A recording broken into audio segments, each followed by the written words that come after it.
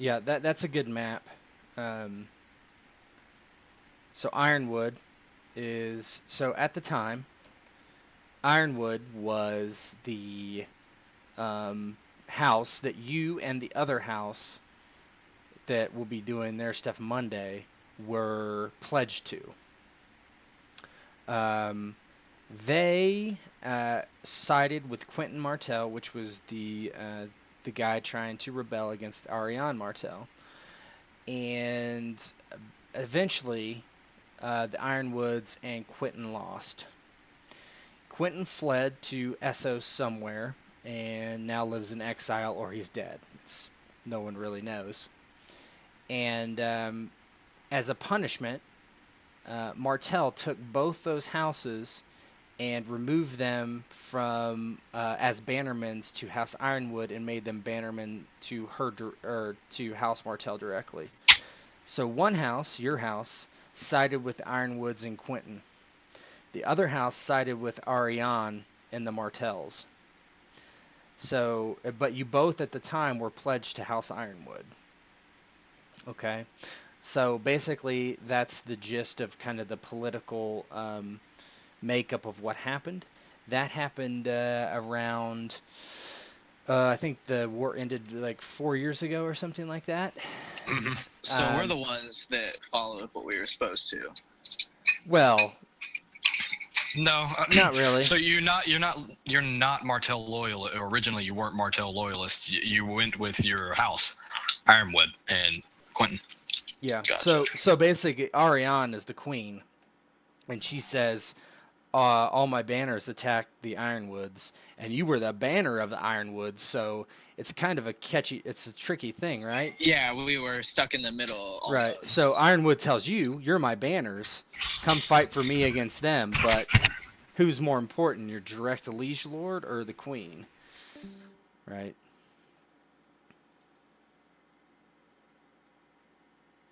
Drop for a minute, but yeah, that makes sense. Okay. All right. So the first thing we're going to decide is we're going to decide kind of where physically you are. If you look at that quartermaster.info, it gives you kind of a general idea of where House Ironwood is. Now, House Ironwood has always had a very large, power, control over different lands and such. So you have a fairly wide berth for where you could be. Hold on 1 second.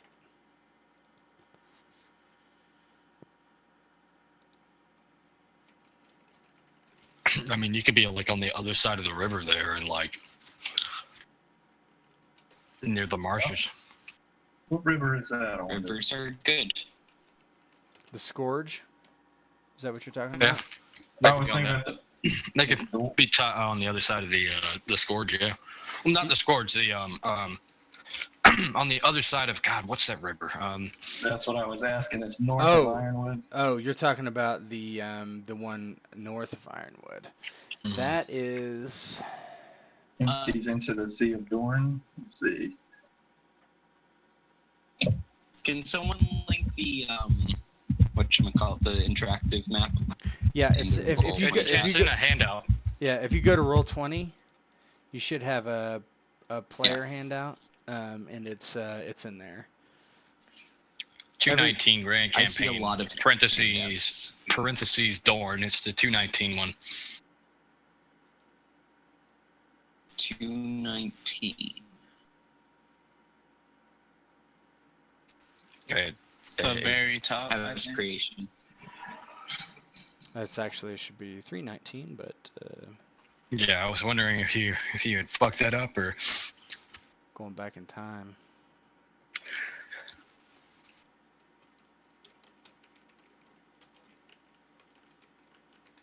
So the DM said he was recording this.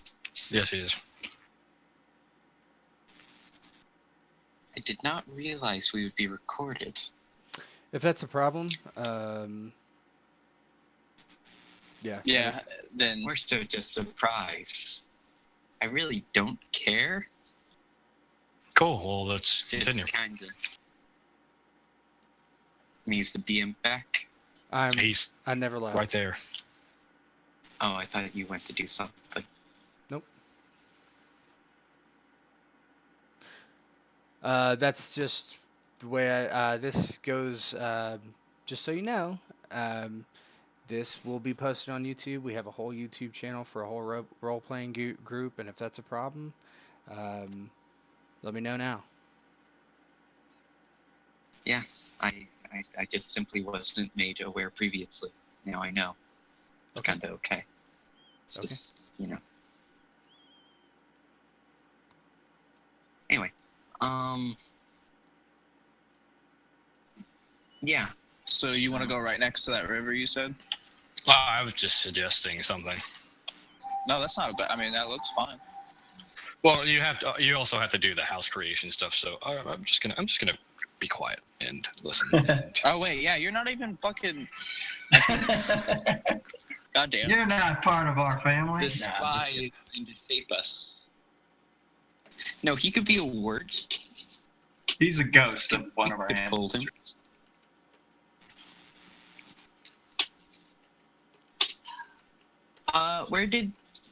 Where are we supposed to be on the map, by the way? Pretty much the very. Just general. There is a place on the map called Dorn. All you have to do is go down. And The there's Sea an of entire Dorn. sea. The Sea of Dorn, is that correct? Yep. Near there, south of there, yep. There is a place called Ironwood in Dorn itself. Alright.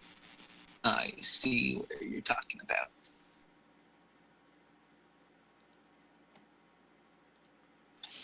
Give me a couple minutes. I'm trying to figure out what this river name is. That's all right.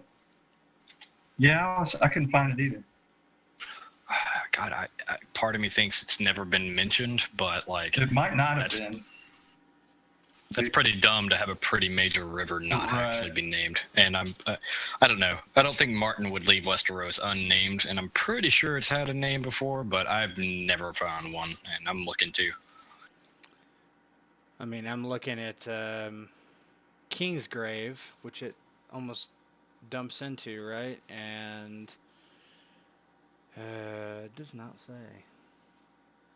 Is it North coming is- from the sea, or is it going into No, the sea? rivers always flow from the mountains to the sea. Well, I mean, if you follow basic rules of geography, yes, rivers would flow from mountains into seas. He did say it was going Okay. into Kingsgrave, though.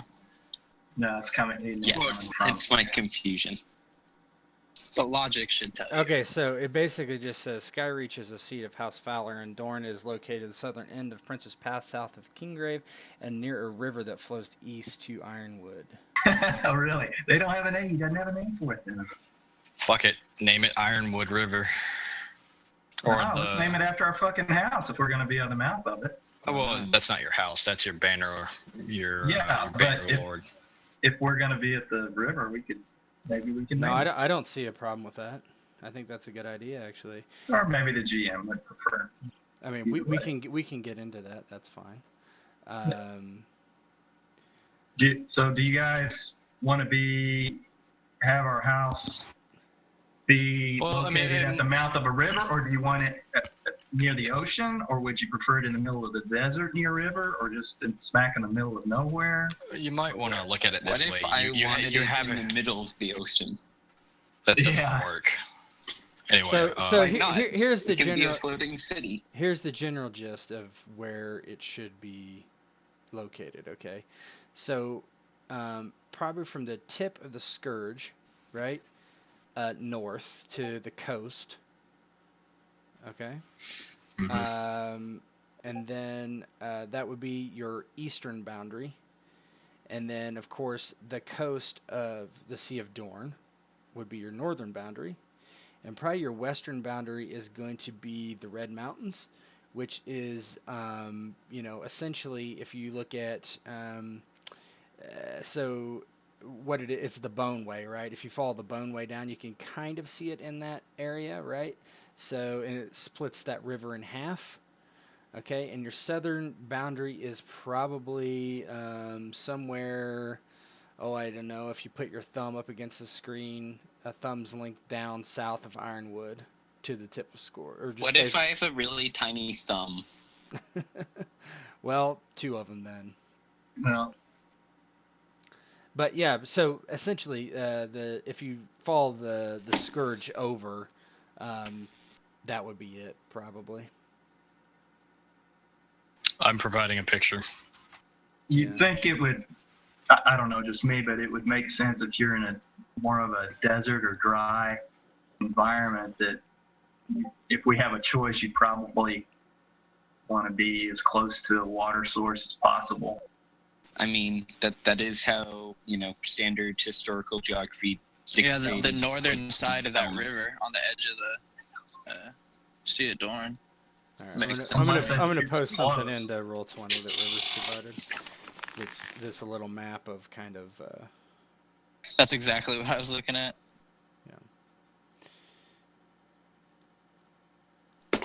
So yeah, that's probably correct. It's hard for me to tell exactly, but yeah. There's probably a little bit more, but who cares about border towns?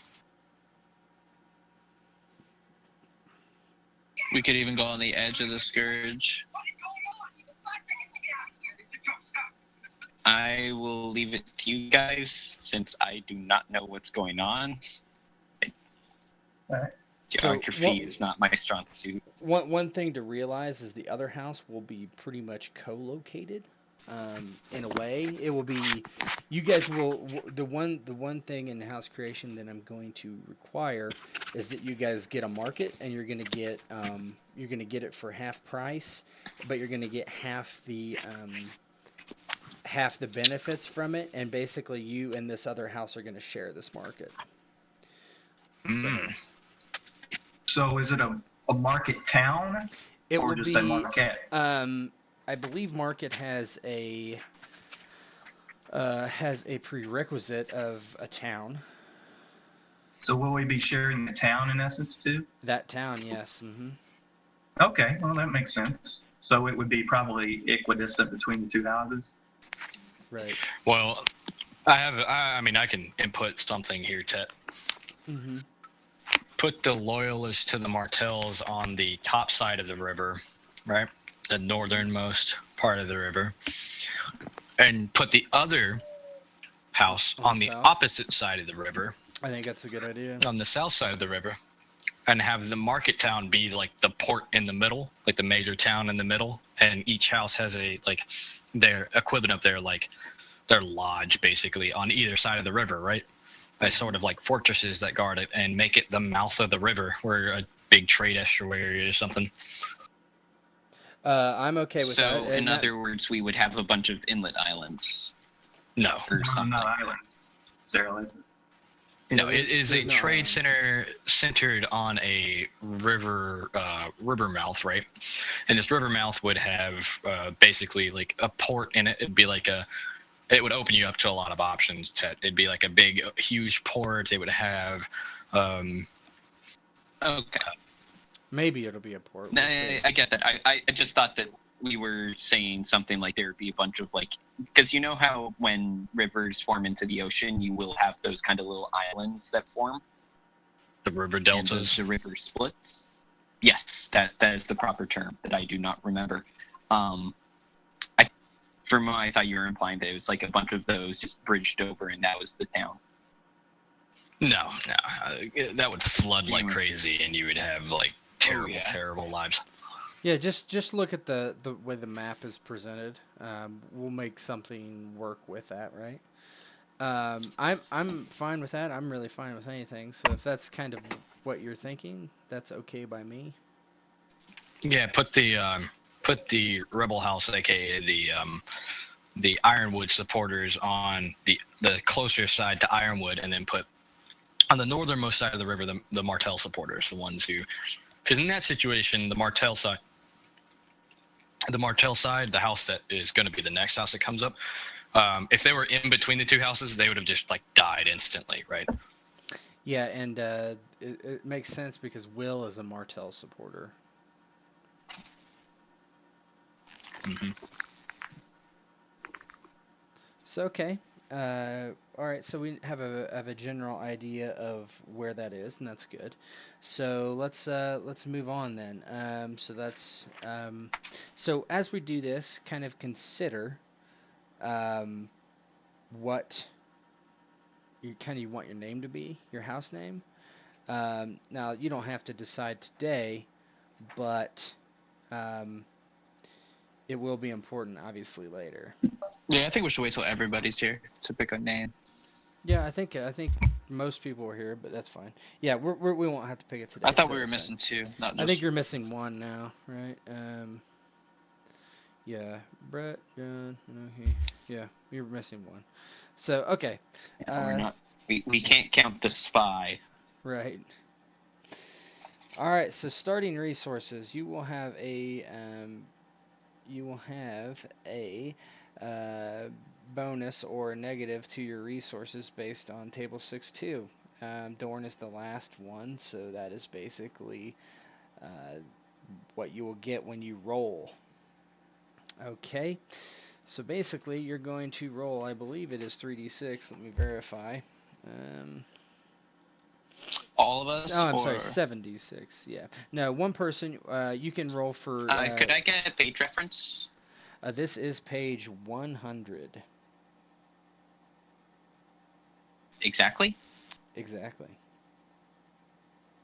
Well, between 99 and 101.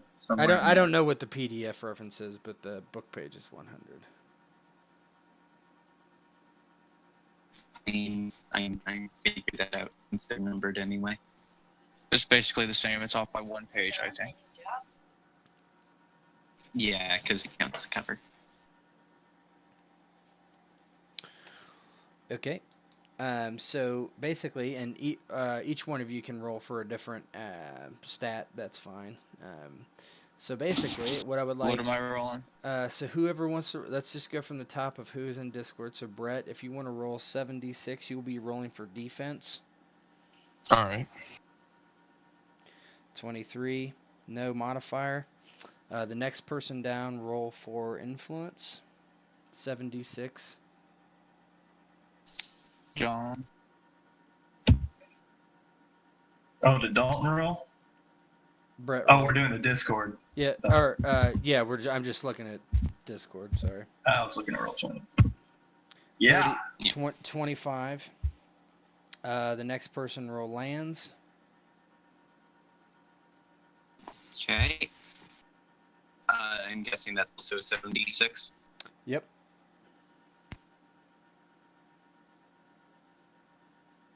Come on. Oh. 38. Yeah. The next person roll law, not counting rivers. So that's -5, right? So yeah, of course. 18. The next person roll Jeez. population. Should be hardly any. 32 for population. Oh, sorry. Did I roll out of order? No, that's okay. So we'll do 32 for population because that's what he was going to roll, and then you were rolling next, and your power, you rolled that's 31. Yep. And then the last person in the order roll wealth. All sixes.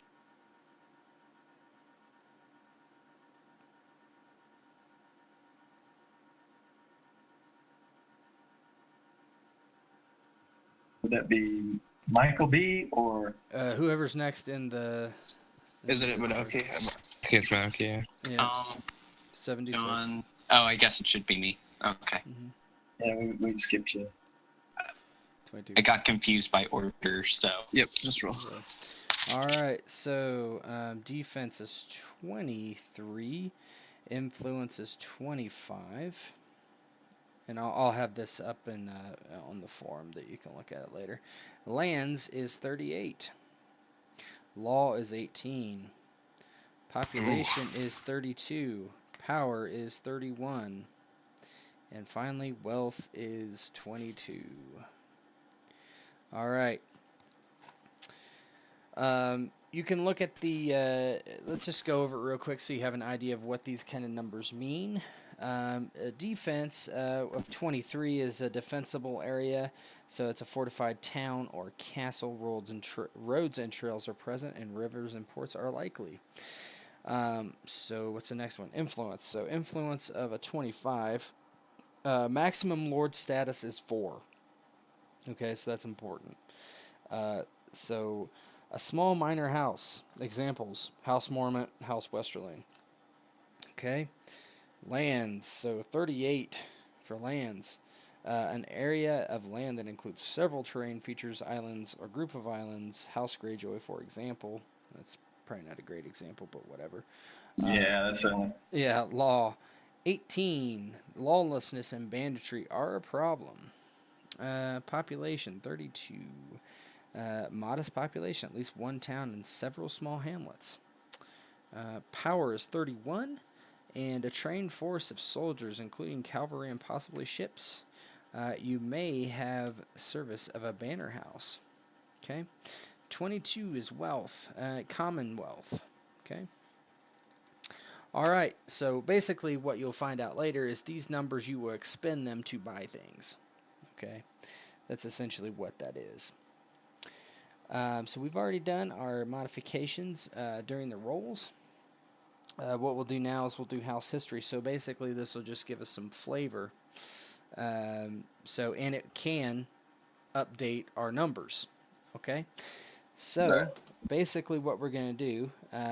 So you have a certain amount of historical events. And how do you determine that? Let's see. It's been a while. We can roll 3d6, or we can pick, and let's see whichever way you want us to do. It appears you roll a 3d6. Or not 3d6. What am I talking about? I was looking at the historical events tables. Yeah. 1d6, I guess. Or Yeah, go ahead and pick. roll.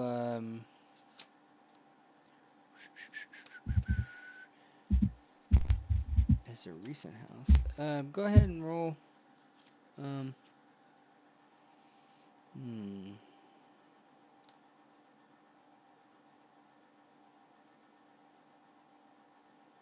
So I think we need to figure out when the founding was first, right? So let's roll it. We'll see how new or old your house is. So you're going to roll 1d6. This is table 6-3. Go ahead, whoever was next. I think it was Dalton. Yep. So Not just me. one. Don't disregard that. Just 1d6. Yeah. Yep, 1d6. I mean, we could just take his. I don't like that. It's up to you guys. We can do that too. We can take a 5. So Yep. add a 5. You're a That's fine. recent house, so you're founded in about around the year 200. A little before that. As some of you know, the first Blackfire Rebellion starts in 196. So you guys are about 100 years old or so, little over 120 years old. Blackfire Rebellion. So basically, you're going to roll for. Let's see how many. So you're going to do a 1d6 minus 1 to see how many historical events. I'll do this. Yep.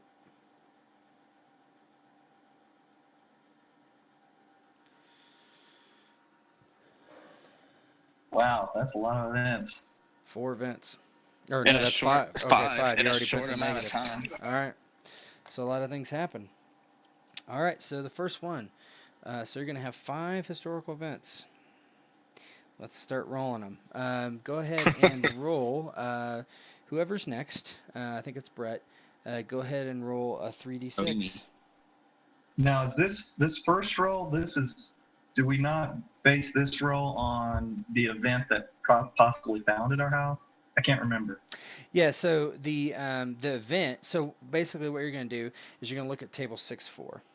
Yeah, I got that. Okay. Is the very pages? first row I read somewhere, maybe I'm mistaken, but we Yes. say, okay, Yep, this so- is the event that yes. founded our house. Correct. So this one is the earliest event for you.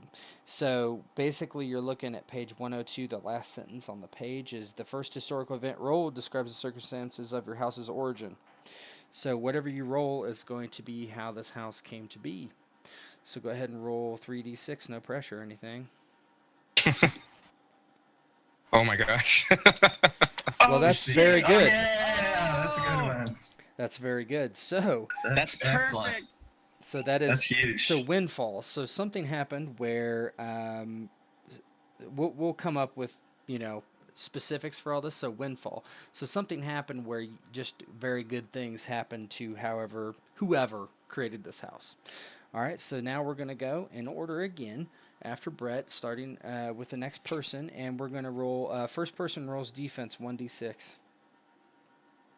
This was after Brett. Yeah, Yep. John. So Oof. plus Oh, one. it's supposed to be me, right? I thought that was supposed to be my role. How about we just do this let's start doing it in order on roll 20 so we don't have to look back. Yeah, it was confusing me. That's Yep. what I was looking at. So we'll just skip Michael next time. That's fine. So influence would be 2d6, and let's go with Dalton on that.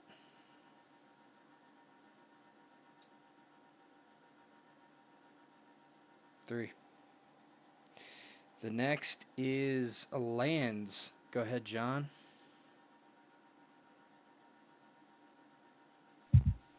How much is that? 2d6? 1.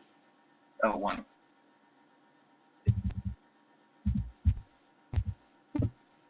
Five. Next one is law. Go ahead, and we'll go back to Brett. Is that 1 as well? That is 1, yes. 6. Man, he's rolling well. Population. Dalton, that is 1d6.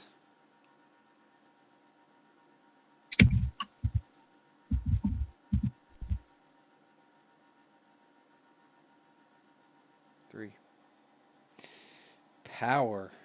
Yeah, 2d6 for John. This is a big one. Hey. These next two are big ones. He did. Hey. He rolled a 4 or 2 4s. Wealth. 2d6 12. for Michael. Calling it. Get it. Get it. That's Yeah. plenty. Yeah. That's enough. That's good. That's very good. Okay, so that was the first event. Okay. Jesus Christ, man. So that's All the good. first event. The next event is so it would be, let's see, Brett, I think you're rolling again for what the event is. Oh boy. Is it 3d6 again? Lucky hands. Mm-hmm. Woo. 15. Uh Villain. oh. Yeah, another 18. Not so bad. No, it's all right. Villain. Okay. So villain requires the first roll is influence. It's plus 1d6. And that would be Dalton. 3. Right in the middle again.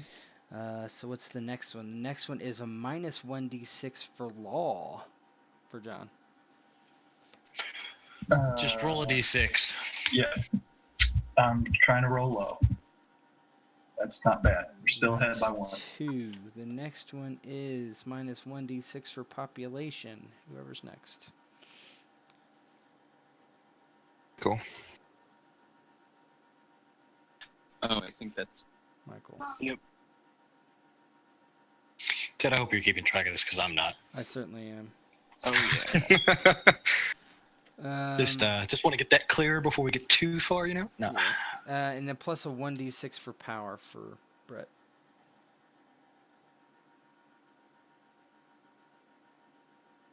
Oops. on high roller. Oh. All right. All right, so that was your villain.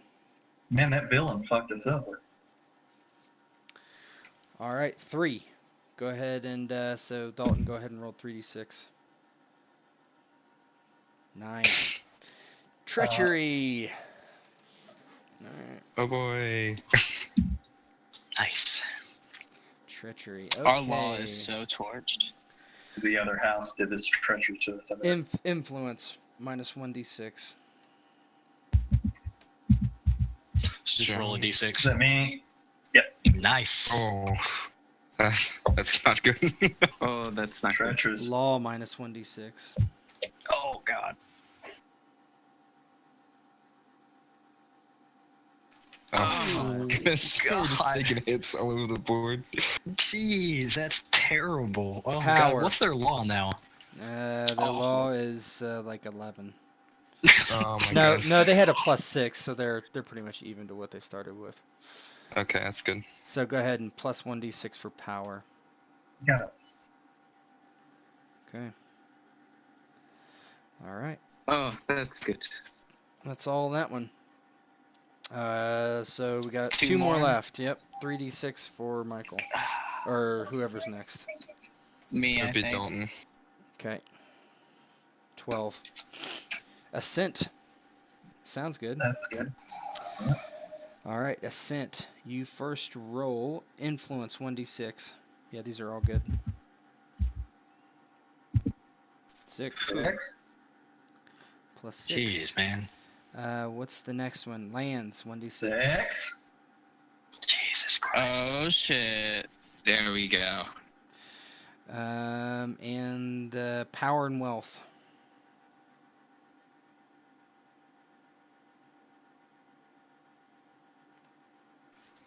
That means Brett and Dalton. Mm-hmm. Okay.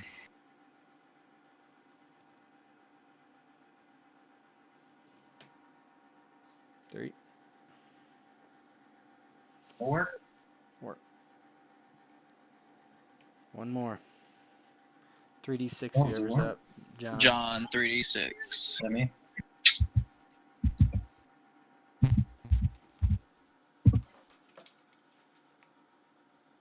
Ah, 10.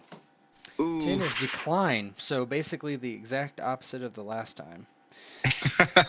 So, all right. Which makes sense, actually. So minus 1d6 for influence. Oh. That's -6 influence. Yes. Yes. God, don't do that.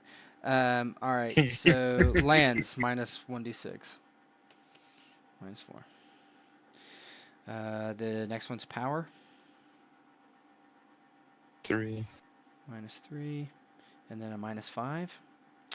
All right. So, okay. So let me tally up the totals here real quick.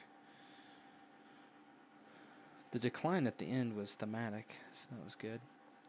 So defense is still 23. Influence, this one's a big one. All right. So it actually ended up a wash.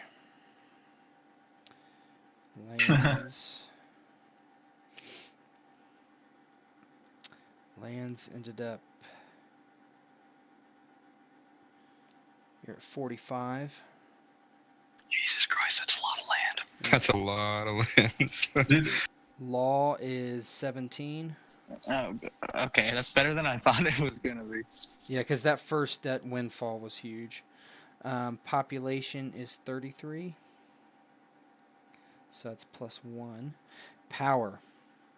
Oh man, this is good for you guys. So 9, 15, 46. Jesus Christ. I'm gonna need it to Bring do it. with all the banditry. Wealth is. Wow, that first one was +11. 32. God almighty. They have so much money. It's unreal. They have so many soldiers, is what's unreal. Okay. Yeah. All right, so we're done with that. Cool. And we'll come up with some interesting stuff. If you have ideas, let me know, and I'll write it down and use that in our role when play was episode. our when was it born? The house was So it was probably born in the Blackfire Rebellion sometime. So the Blackfire Rebellion, the date is 196 after Aegon's conquest. So Yeah. so that's about 130 years before this game. So yeah. All right. Cool. All right, so we've done that. All right, so now we're going to start buying stuff. Now, all right. So we're on step 4, holdings. Holdings are not in out of strife prosperity. What's in there is essentially some things for I think they're all wealth holdings. Okay. So once we get to wealth, we can look at that for more options. But right now, really, this is all there is in the core book. So Would you mind running down the list of our numbers again? no, not at all. Defense 23, influence Okay. 25, lands 45, law 17, population 33, power 46, wealth 32. Thank you. Go ahead and just look over those holdings, and what I'm going to do is I'm going to make a handout for that real quick. Just give me 2 minutes.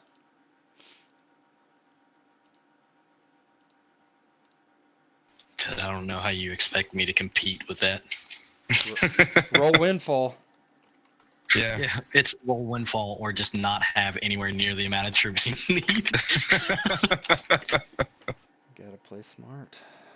I mean, hey, this is a game of politics. Troops aren't everything. Just Except when they're everything. Yeah, except for when Yeah, they're except when an everything. army's marching at you. Flipping the Game of Thrones. I mean, even then, if you're smart, you can deal with an army. Like, No, not if they're gonna kill you. All right, so I've You put could the try your numbers. best, but Yeah, I put the numbers up on the up on a handout just so you can easily reference them for now. all right. All right, Oh, and then good, and thanks. then what I'll do is I'll go in there, and when we subtract things from them, I will do that there, and then I will port it over to something prettier later. All right, so we're in step 4, holdings. So this is so the first thing is we do defensive holdings. Very simple. All right, you have 23 yeah. defense. You can afford a haul. Right. Yeah. So assume you're going to take the haul. Basically, if you read what a haul does, the benefit, the statistical benefit, is when you're being attacked, you get +4 to your defense for your garrison. So just keep that in mind. That's pretty simple and straightforward. There's no other thing you can really do.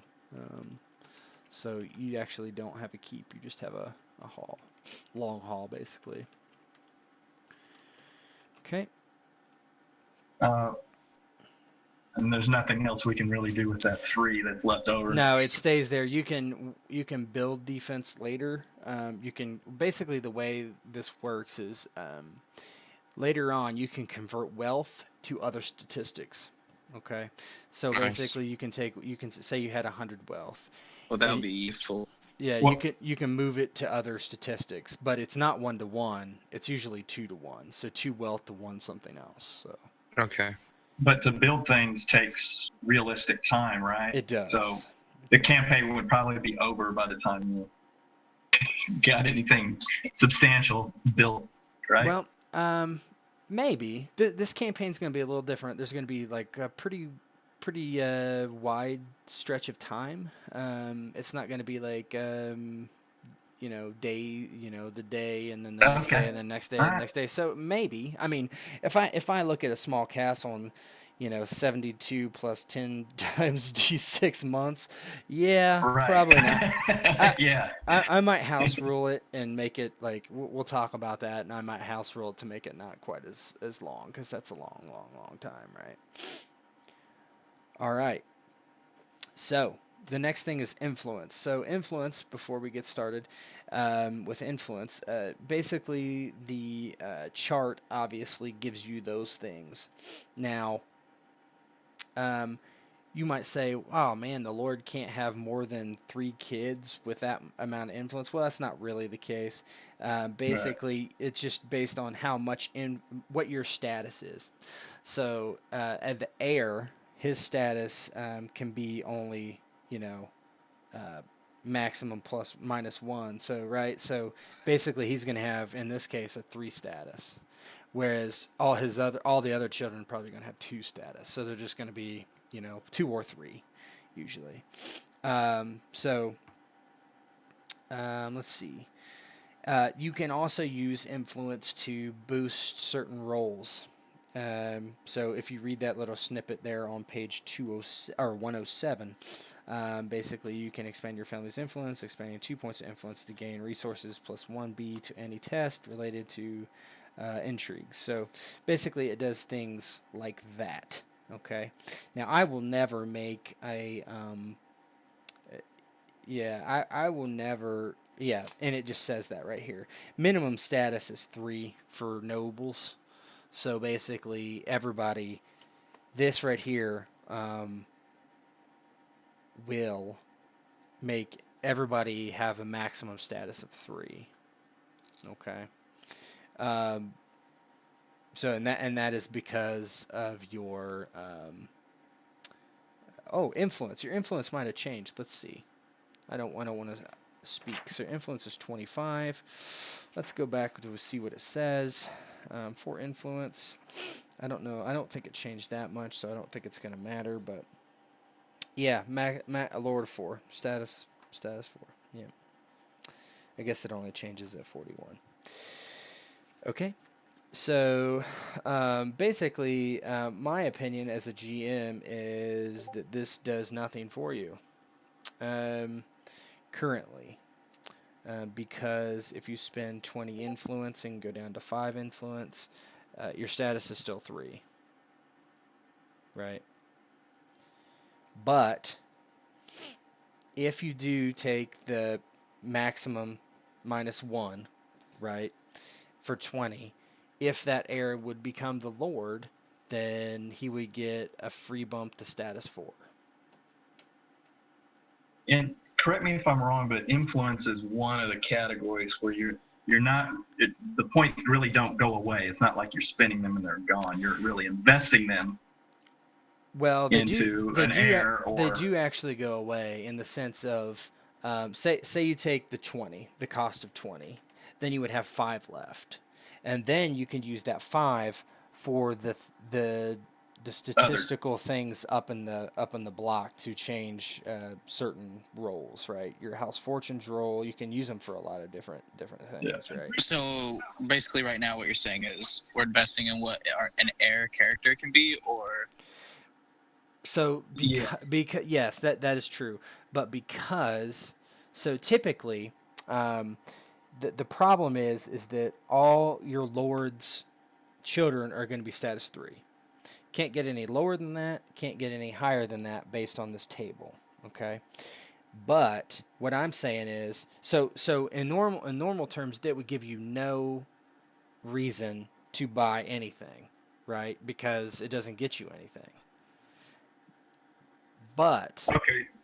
what I'm saying is if you do take the first cost of 20 for an heir of your house, then if the Lord would die, his status will immediately go up 1 for no experience point expenditure. He will get status 4 immediately. and we don't know if our Lord is alive or dead. Oh, he's alive. Yeah. He's alive right now, Okay. And none of the characters have been defined yet, so you don't need to worry about it just yet. Not for long. Let me see if I get this right, Ted. Okay. Yeah, sure. All right, so we're pretty much relegated to spending the 20 for an heir because we have to have an heir, right? Well, you can still have an heir. You can So either. could we spend 4 5s and have 4 kids 4 bastards. and then just No. say one of them's going to be the heir? No. So basically, you can have as many kids as you want. What this table is saying Right. is what your maximum status can be. So basically, if let's say we're talking about somebody with 10 status. Okay, let's just say the Lord, you had 100 influence. Okay, so the Lord's status is 10. If you spent 20, his son could have a status of 9. His second child could have a status of 8. His third child could have a status of 7, and so on. Okay, based on this chart. But because you're in the situation that your Lord has a status of 4, and you can never go lower than 3 by this, like an heir, You a child. automatically are, Right. So I'm saying if you were just an other child, your status would be 3. If you're an heir, your status would be 3. That's correct. So what I'm saying is right, and I'm going to explain. That's what I'm saying. So if you do, you don't have to, but if you do spend this 20, if your Lord dies, your heir will immediately be given status 4.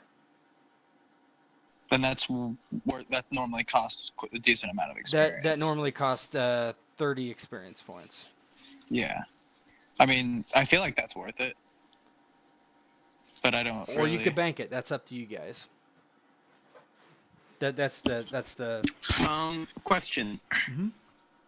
Mhm. If the heir dies, do we get the influence back? If the heir dies, you wouldn't get it back, but you would have a new heir. And so Who would also get that same benefit. who would also get that same benefit. Okay. So we wouldn't be able to swap it out, but we would still maintain that the fact that we would still have that first heir. That's correct. So say status. the heir died before the lord. Okay, so the heir dies, now there's a new heir. And then the lord dies, the new heir gets that status bump. Does that make sense? Yeah. I'm down to do it. I mean, Yeah. I was more so asking for the sake of everyone. Yeah, no, that makes sense. Yeah. I think if we don't spend the 20, you don't have a chance of getting an immediate status bump if the Correct. Lord dies. Yeah, if the lord dies and you wanted a status bump, you would have to pay with that with experience points. Yeah, But if we're not worried about it, you could just spend 5 and just be a third born or fourth born or fifth born if you wanted to be a part of the family. And then you can bank the other influence points, right? I'm sorry, say that again. If we didn't want to spend money for a firstborn son or daughter or secondborn son or daughter, and you wanted to be a child of the house, you could spend 5. Say we just wanted, out of all the players here, we just wanted one person to be a third-born son of the house. We'd spend 5, and then we'd have 20 banked. Yeah, you wouldn't have to spend anything. Okay. Yeah, you wouldn't have to spend anything. The only time you have to spend anything, and this is for NPCs too, not just PCs. So, say the heir is an NPC. If you want his status bump to go to 4, you would buy this. Same if one of you are the heirs, which I think that's going to happen. So but it's irrelevant if we have a PC or not. I feel like it's still worth the 20. Because if it's an NPC or a PC, we still get the benefit from it. Right? Is what you're saying? That's correct. But let's make this easier. What do you recommend, Ted? I would take it. Okay, let's take it. It's free 30 EXP. Yeah, and it's free, especially if you were to get in a situation where the two houses got into a war, or they like the other house, say my house, assassinates your lord, you would have an instant status debuff. And say if you wanted to petition House Ironwood to help deal with the situation, right? You present stuff in court, that's an entire debuff. Like you lose an entire, basically, dice in a situation where you'd be called to court with your representative from our house and your house, right? Status is used in a bunch of things that were related to courtly deeds. Yeah, intrigue, primarily. All right. So now we have to decide one of the players here wants to be the heir, correct? But you can decide that later. That's not necessary. You don't need to worry about it right this second. Good.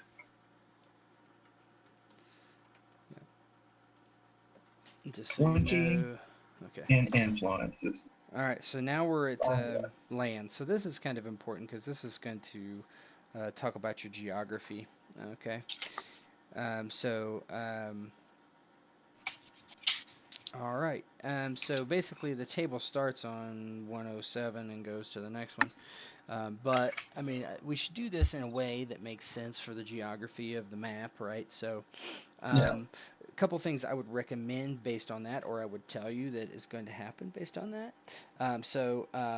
Basically, what I'm going to there's different terrain types that you're allowed to use, and then there's features of those terrain types that you can use. Okay. So like coastal plain. Yeah. So if you look at the table on the top of 108, that table basically, I don't understand why they don't have terrain below that, but whatever. Okay. So 108 says Dorne can have hills, mountains, plains. Okay. And it says the features can be coast, community, island, road, ruin, water. Okay.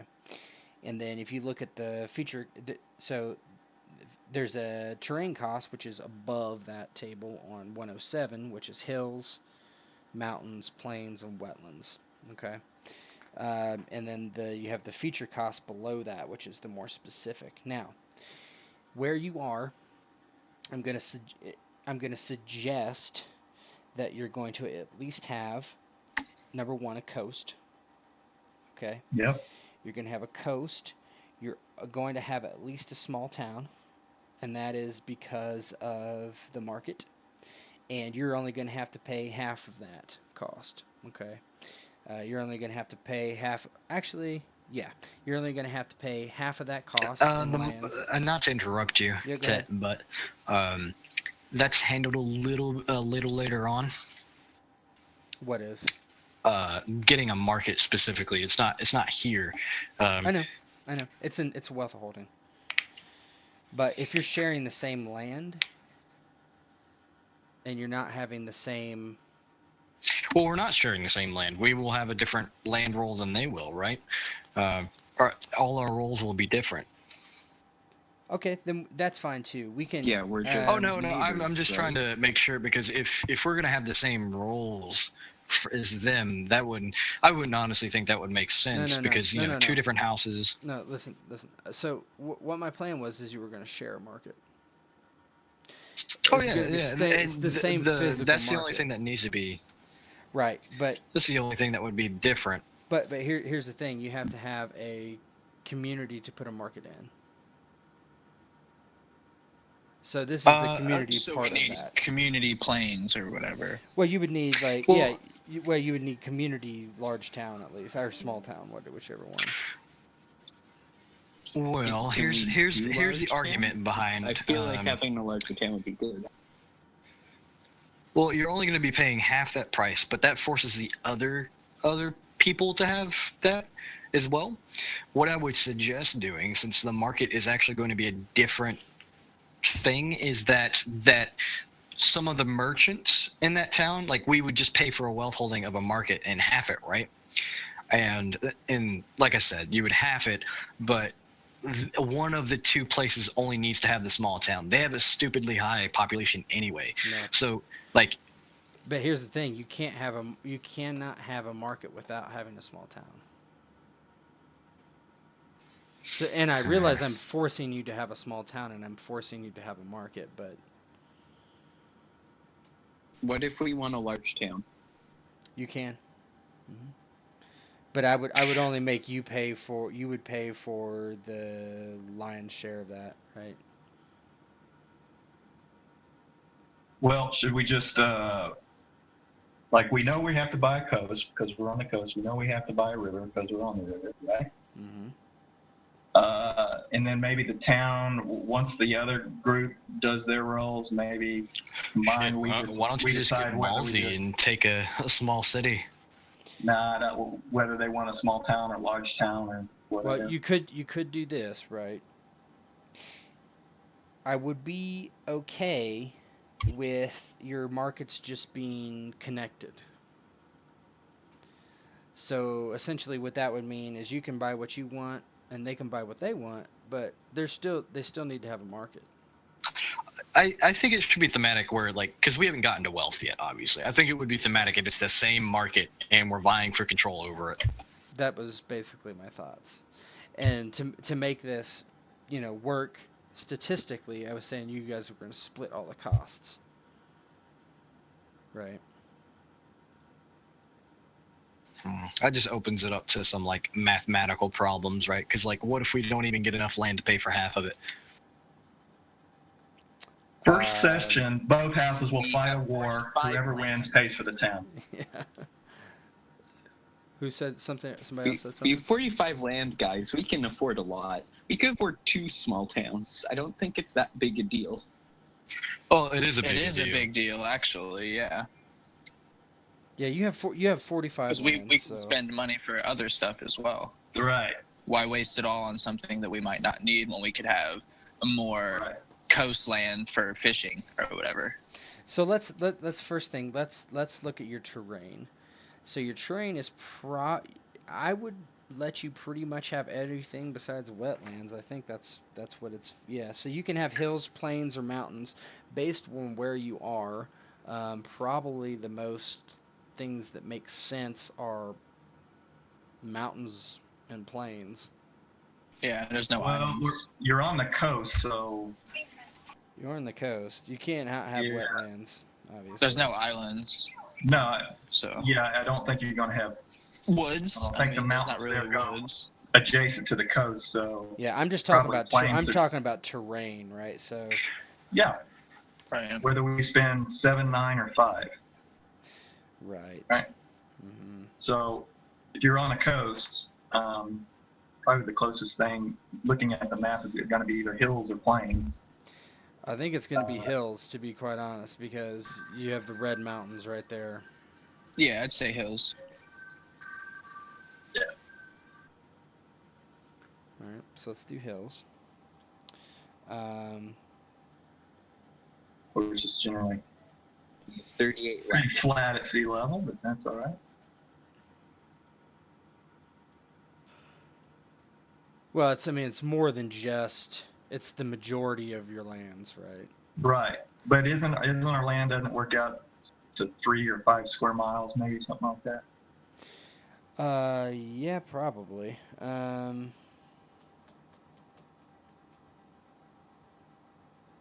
Actually, I mean, you could. I would be okay with you saying it's not hills if you wanted to be strictly along the coast, right? That's okay. You just don't control the hills behind you. Somebody else. I mean, I don't coast know. can be hilly. I'd rather have the hills than a bunch of coastline. yeah, it only costs 2 As more a points to person have that hills. lives Right. on the so coast, Well, if you're only on the coast, you're easily attacked by. they're more expensive, but it's only 2 points, so I don't care. Okay. Hills it What are is. you guys saying? Hills, I guess? I think that's. Yeah. what If it people comes say. down to where 2 point or like if you could use the 3 points to buy something like a big town instead of a small town or whatever. Yeah, we can go. We You can go also back buy to- more terrain than just the one. You but- can. You definitely can. So we can just spend it on hills and plains. But would that really expand our? No, you just end up with something else that I don't Well, think you benefits you too much. some things require having a plain or a hill or a mountain. Yeah, like you or- can't build certain Right. things unless you have a mountain. Yeah, like a mine. So a mine. Like Good if idea. you look at your wealth holdings, okay, or yeah, your wealth holdings, and let's look at a port, okay. So if you wanted to build a port, you have to have coastline. So you have to actually have a feature that's a coast. So that, for instance, a mine, you have to have mountains or hills, etc. And this is let's how put about we look at that then and use that to determine? Well, we don't want to move on from this. Like, we want to think about the area because going in order will help beneficially. But I mean, and like I was saying, this is not the all end to be all. We can change it before the game starts. I'll have a nice post out there, and we can figure out what we want to do based on what we have here. So If we have one plot of land that's a hills, we have coast for 3, river for 3, so right now we're at 13, right? Points, Matt? okay, hills, and then what else were we talking about? Coast. Coast. So that's 3. Have to have a coast, that's 10. have to have a river. No, coast is a 3. Yeah, And that then is half 10 of together small with city. hills. Or Oh sorry, yes, yes. half of small town or whatever. Yeah, half of a small town would only be 10, so that brings it up to 20. If we're halving the cost for a town too. Would be Right. Yeah, you're 25. Okay. Is it 25? No, It total, would be. 20. It 45. would be half of 20. All right, guys. 45 minus 7 is 38. Oh, you're minus talking- 3 you're talking is about the 35, total. minus Yeah, 10. we're talking about it's difference. 25. So okay, with hills, yeah, it's 10 for the small town if you're halving it. Correct. So basically we're at 25 right now. You have hills, coastline, and a small town. Okay, so do you want a river? We have to have a river, right? We're on the river. You just would Doesn't not have mean we- control of it, but yeah, I think Yeah, it makes we do. sense. So you would be at 22 with a river. We want a mill, man, where you made your money in the old days. Grassland. What There's would we probably need not for a blade of grass south of the Yeah, river. that's true. That's true. What about a road? Yeah, I would say road. I feel like roads are There very is a road probably there. You have 17. Bone Way probably extends to there, I bet, maybe. Say that again. Bone Way probably extends to there, right? Yeah, it probably would. And your road probably actually goes So- to Ironwood itself. So How much do we have left? 17. Do we use those points for anything else? No. Then I Not don't see really, why we no. don't upgrade not? to the large town. Like a large town would Yeah, be what, can like we 10 own more? a larger percentage of the town, thus a larger, like, unless they can match it? Like, how is that going to work? Because we don't have enough to afford another one. I would have to talk to them and that. Sure. If we give back the plane, or because we got plains and coast, right? Mhm. Would it be beneficial for us to have a second town? I wouldn't say No. buying a second town would make any sense, really, because Mm, Yeah, yeah, I you don't- also got this. You got this lawlessness, and if we have a bunch of Yeah, holdings that's- spread out all over the place, you really want to contain yourself in an area that's visible, I think. That's my opinion. So what else are we gonna do with it, though? I mean, Woods, you don't have There's no woods indoors. there's no woods. more roads. Only really use one. You could get ruins indoor. What does a ruin do for you?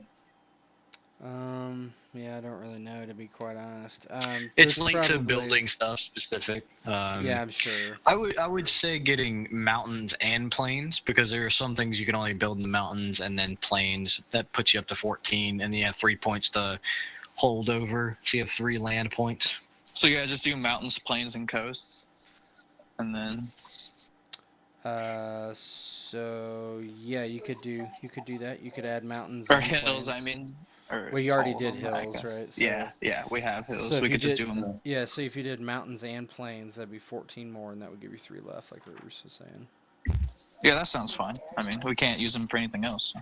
Obviously, later on, when both houses are cemented, you can change it, because this is the one where I would say it kind of depends on both, really. Like, you need to know what both sides of the house have for land. That way you can either get a bigger town or whatnot. Yeah, I'm cool with where we are now. We can easily change it. Yeah, you're right.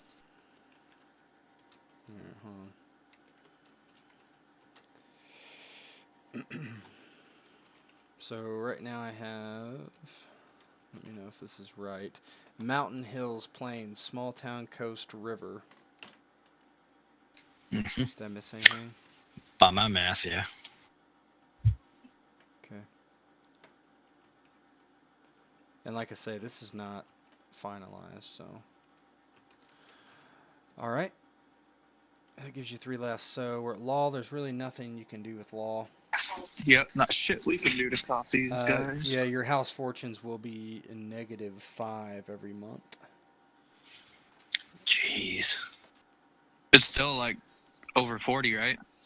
No, Well- house fortune is you Yeah. roll house fortunes per show. But Yeah, we do so- get bonus for population. Yeah, you'll get certain yeah, not well, bonuses yeah, and yeah. certain negative modifiers, and whoever your steward is at the end of the month will roll for house fortunes, and house fortunes essentially basically boost stats or or things go wrong. So basically, you say somebody rolls house fortune, and I'd have to say it's a boon. There's some they're called boons. It's like, add 1d6 to one stat of your choice, something like that. Right, and we're talking about our house stats. So, population's the same. There's not really anything to do there.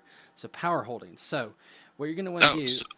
Yeah, go ahead. I was gonna ask, can you not hold enough? Like, what if you don't have enough towns for your population? Do they just live in the country? Like, Population is weird in this game. You don't, It's really you not don't need taken to. into You don't account. need to necessarily know. Like, Yeah, Right, most so it's just most not- your it's not population relevant, probably yeah. doesn't live in the towns anyway. Right. Honestly, they're probably living, on farms and they're On probably farms to sheep give sheep the herders and nope. stuff like Give that. soldiers food. Our huge Arby. Yeah.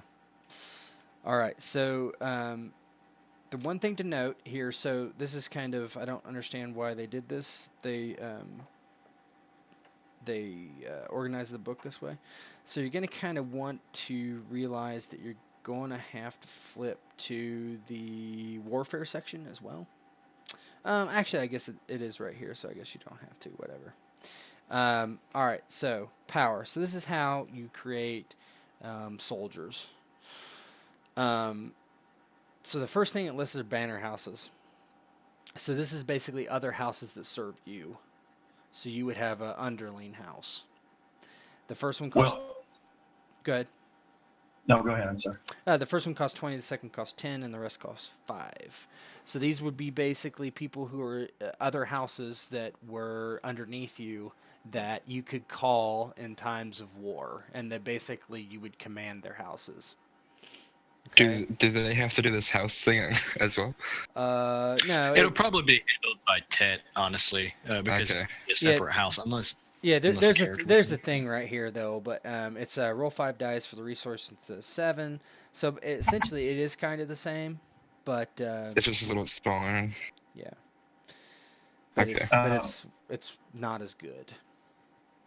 It is another banner house though, which there's a reason why you would take it, right? Like Yeah, Oh yeah, absolutely. I can see it being very. Oh I- yeah. useful. I mean, they could give you lots of soldiers. I mean, potentially. right? lots of soldiers, yeah, Well, like or then really again, elite right? soldiers, So- like How much power do we have? You 46. have 46. Jesus. So, but So we before could definitely before you Yeah. decide, right? So let's look what Yeah. else you get. So if you flip the page over to 110 and 111, on 111 you see all the units you can get. Okay. Now the unit cost. There's in this table. There are two things that. Or actually, one thing right now for cost, right? Power cost. That's your base power cost. Based on their training, it will change. So, so a green unit, which means they basically have 20 experience to spend, and 20 experience means they get to boost their stats. Okay, and with 20, they get to boost one stat one time. With 60, they get to boost their stats 3 times.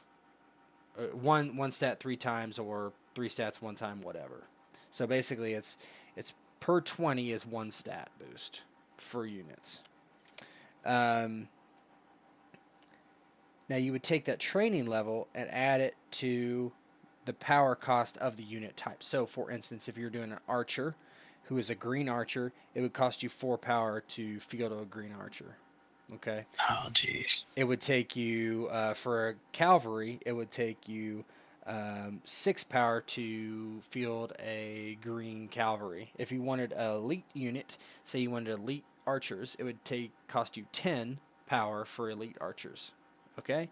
Now, one thing to know about units. This is for the warfare system. There's mass combat warfare system, which will get used, I'm sure. The discipline. When it says discipline, what that means is how easy the unit is to control in combat. Okay? So, for instance, if you make a warfare roll and you have to beat, their discipline modifier. So basically, say you roll a. So it's a green unit, okay? A green archer unit, like we were saying. To control them, you need to roll a 12 or better. Okay? Makes sense? On warfare, right? On warfare, correct. So now, as you can see, the better trained they are, the easier they are to control. So if you had let's say an elite archer unit, you'd have to beat a 3 to control them. Okay, much easier, obviously. So, that's the key attributes basically are what attributes that they basically you can spend experience points on, essentially. Archers use agility for damage, or I'm sorry, marksmanship 2 hit, agility 4 damage. Anything that is melee uses fighting 2 hit and athletics for damage. That's typical. And then there are other skills that they might, that are useful, like endurance. That's how much you can be hit. So you have a lot to play around with. There's nothing in here that I would say you cannot take. It's because you are on the sea, so you could take warships if you wanted. So keep that in mind. I would be careful about mercenaries. I don't think that makes a lot of sense to do right now. But everything else is probably fair game. Just keep in mind of some of these units have a little bit different things that are interesting about them, like garrisons, for instance. Garrisons is a little different because they have a better discipline modifier when they're defending their home than in the field. Otherwise, it's pretty much self-explanatory to what these units are. If you have any questions, please let me know. And there's a lot to determine, right? So. Yeah.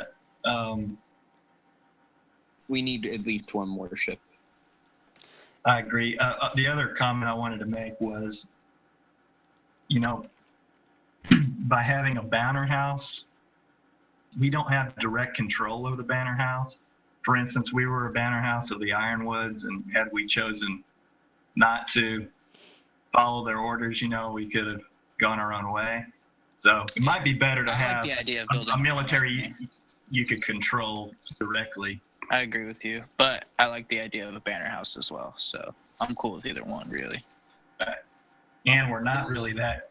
We have enough power to have Big of a a house. banner house and enough military to support ourselves. Yeah, I think at least one banner house. Yeah, is if really, we get a really banner house, useful. we can get quite a bit of trained military. We wouldn't even have to get green, really. Well, you don't know. You could have a fucking huge army of 46 points by yourselves, like fucking huge. Right. That is true. Okay, so yeah, I think we should just see what we can build on our own, like using veteran and stuff. Let's build a military first, and then we can get a house if you guys are. But I think Here's one thing to keep in mind by banner house. You don't know what their stats are going to be. They could roll for shit and power. They could roll for shit. They could roll crap troops that wouldn't help us. Yeah. So I agree. I think we should definitely do that. So what? One trained warship with trained sailors? One warship thing is 5 actual ships. Yeah, it's actually 5. So is one unit of sailors enough to? They don't even need its own sailors. guys. They don't need sailors. Yeah. Oh, okay. Yeah. That's something completely different. Yeah, that's just basically when you see the thing warship, think that they have their own crews. Yeah. They don't go on land. They have their own training value. Mm-hmm. I know this because I went through the whole fucking ordeal of creating a house in this game already. And how useful would just one unit of warships actually be? I mean, probably pretty useful, because if we have a port and we have a town with trade there, they can fire over. We're gonna have to anything defend water-based. Then we can GTFO if something bad happens. you could even get raiders or something to go along with them. Can they? Yeah, they could go on the ship with them. Wait a minute. Yes. Wait a minute. Enable mobility. Wait, Ted, we're not the religious house, right? There's no such thing. There is, yeah. Okay, so we don't need worship. What do you mean you don't need worship? What? We don't need worship. Oh, worship? Why? Oh, warship. I'm Warships. I get it. Oh, I know. Christ. I was Just a stupid. You can cut the tape off. Just edit that out in post editing. All right. Your Lord, so- your Lord is going to be very religious, though. But that's neither here nor there. So one train warship. 10. That's cost us 10, so we're already down to 36. All right, and then I think we should do. Well, okay, I think two one of units the archers, important maybe? questions to ask here is, what do we want to prioritize? Are we expecting to actually have to immediately go into a military campaign? And if so, it would be a more defensive or offensive one? So, 'Cause we I don't feel know. that- I'm gonna interject here. You're gonna want at least a unit of personal guard. Yeah, I was gonna suggest that elite personal guard. If we actually that you don't even really need it because Okay, so let me. Here's the current situation is, um, it's it's peace. It's been peacetime for about 4 years, right? So there's nothing right now that is telling you that that's going to change. But you Looks like know, the stock market, though. right? You don't know, right? So I mean, The absence of evidence is not evidence of absence. there you go. So I mean, I'll say that. I mean, it's not like you're marching right now. so a veteran personal guard would literally like do anything you said, or a trained personal guard would do anything you said, right? Because they have a -6 discipline and it's a discipline rating of 6 for Yeah, trained. they would They be have able the to be highest. controlled. Yeah. And so basically, what that means is, so if you, let's say for instance, you are in battle and you said move to this area. Well, you need to do a warship. The commander needs to do a warship roll to make that happen. So they would do it. If at any time you do a warship roll and you fail, depending, there's some rules and it's a little complicated, but depending on whatever your last order is, if it's move, right, they're not going to move again. But say it's attack. Say you said attack this other guy and they did it on their last turn and you ordered them again and you failed somehow, they would keep attacking. There's some things that they just do standing orders wise. So, but yeah, they would be very easy to, you know, um, to order. And other things that might change their discipline is if they get hurt or routed or, you know, overwhelmed. There's certain situations where their discipline will go up, right, and it'll be harder. But starting at 0 is very good. Yes. So does that sound good, guys? Just do trained personal guard. If we didn't have, if we only had 30 or something points, I wouldn't do it. But since we have 46, yeah. I mean, why not go all in? Let's just max it out. Well, No, so we we need more. could. They'd be stronger, but like he said, it's going to be basically a 0 modifier. They're going to be Yeah, real easy to use and whatnot already. you're already winning at -6. So the thing is, if you would go elite, you just have more experience to spend on that, and they're better. Right, and I'd almost rather spend that on the heart or the like the archers and artillery and stuff. Yeah, I instead agree. of the personal guard. I'd suggest we get some archers. I was gonna say 2. Those are the only things that we have, I think, on this list that can attack from a range. Yeah, A so long Those are range. gorillas. That's about it. yeah, The and gorillas, you can do a the special gorillas unit too. can only attack from a short range. Not, I think the archers are like 100 or something. Gorillas are hardly any. Let me see. So what? 2 veteran archers? What would I'd that say put us just, at? I'd say one for now. One veteran? Let's do one for now, and then Come back to no, it. I do train. Let's do train on everything, Okay. and then come back and see if we can. Yeah, maybe because it's up only there. a +2 bump, so that'll be easy for us to add in. So trained archers are So 6. 2 archers. 2 I'd say trained or one- 1 trained? One for now, and then we are in Dorne, and you have sand steeds, and they're known for their cavalry. So Yeah, I was gonna say we should have as much cavalry as possible. So you have 21 left at this point. All right. Should we- cavalry. I don't know. I like the warship idea, but that was. I've already written that down. So if we Yeah. take the warship, personal guard, archers, all these are just trained. I'm looking at 25, Gives you and 21 if left. we take a trained cavalry, that's another 8. That's insane. Let's double it up. Yeah, let's take get 2 cavalry. Well, wait a minute. Let's look at these others and see if we need And then those. Now, Crusaders. I recommend a garrison because they're so cheap, and you just Yeah. leave them in the town, and they get the +3. It's like your town guard, kind of. Yeah, they Or can your they can hall. yeah, they'll defend your home, whatever that But- is.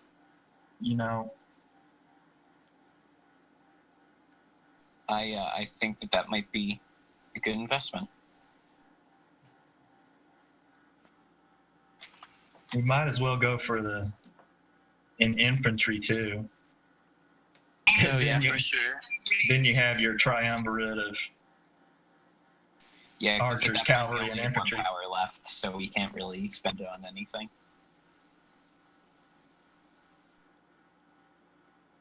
I don't know, I'm cool to drop the warships to get more infantry because we could basically get Well, almost you have 2 for 1. okay. So you have 21 left. You could make some guys green or some guys trained. I mean, you could fit it in. Say you wanted a cavalry. Say you wanted to train cavalry. So that's 9. Right? Yeah. No, 8. 8. So that's 8. So if you had 21, that's okay. So you have 13 left, right? So 13. Okay. So now you want infantry. So it's So we could get 4, trained. 7. 7. So you could do that. And And so you then got then you have garrison. 4 left, right? So power 2 trained. You couldn't We quite could do get that. 2 You could do green. You could do 2 green, and then you would be done. You could do that if you wanted. I mean, that's up to you. What if we get a garrison and upgrades Gorilla? and stuff. Well, it's already a lot. Why don't we just get a garrison and upgrade some stuff? Because if we just get Don't you- one garrison. Don't you need infantry? Like, I thought we got this. No, I thought infantry was before. Infantry, after infantry, we still had enough for 2 garrisons. So we could alright, yeah. upgrade 2 units from trained to. Well, the guerrillas though, if are kind of good because they have a little bit of marksmanship. They have a really short range, but they have the stealth component too. So if you have any, My only thinking was, I guess attacking that would help, but we're kind of like if we had woods, they'd be pretty perfect. But we're really open. That's why I figured a lot of cavalry could help. A lot of areas. You have mountains and hills. yeah, Further up. Yeah, you're definitely right. Girls are a good idea. They're a good unit, from what I read in them. So we got warship, personal guard, archers, cavalry, infantry, garrison, and guerrillas. So you want to train cavalry? Is that correct? Yeah, which was 8. Yep. And then you wanted infantry. Trained, which was 7. 7. So that leaves you with 21, 15. So you got 6 left, right? Yeah. At infantry. And, huh? So you have, with warship trained, personal guard trained, archers trained, cavalry trained, infantry trained, you have how much left? 4?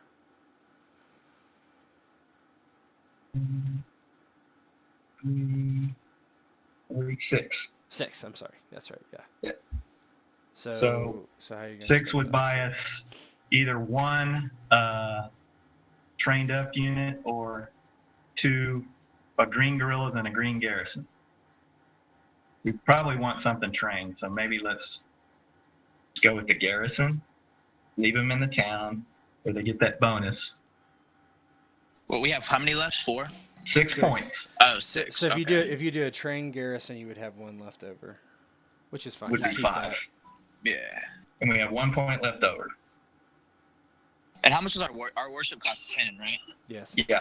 Yeah, that's not really bad. But I reckon that warship could end up being good because Yeah, it could be super useful. you don't want to ride across the fucking desert, You Although also we're you Nordic, also you can you probably also survive. don't want somebody come in the river and drop troops Yeah. straight on your head too.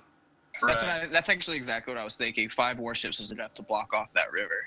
And the stepstones aren't too far away where all the piracy is. So It's pretty far. You Yeah, have to go all the but way out of the sea. compared to the wall. Yeah. Oh yeah, of course. Mm-hmm.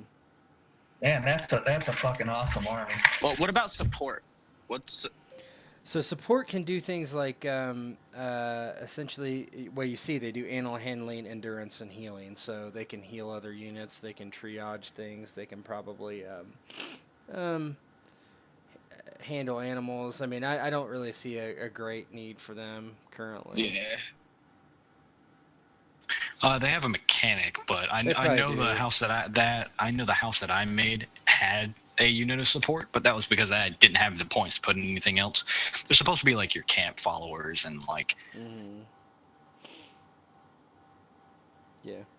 So if we have 6, yeah, like you said, we could get 2 green or I'd say just get the guerrillas and at least make them trained instead The of green. guerrillas That or the puts us at garrison? 5.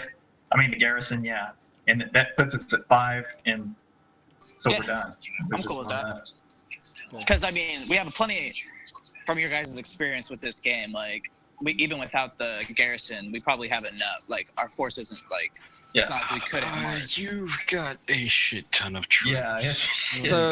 So technically you have okay, so you have 400 foot and 20 cavalry and 5 warships, if you're thinking of it as numbers.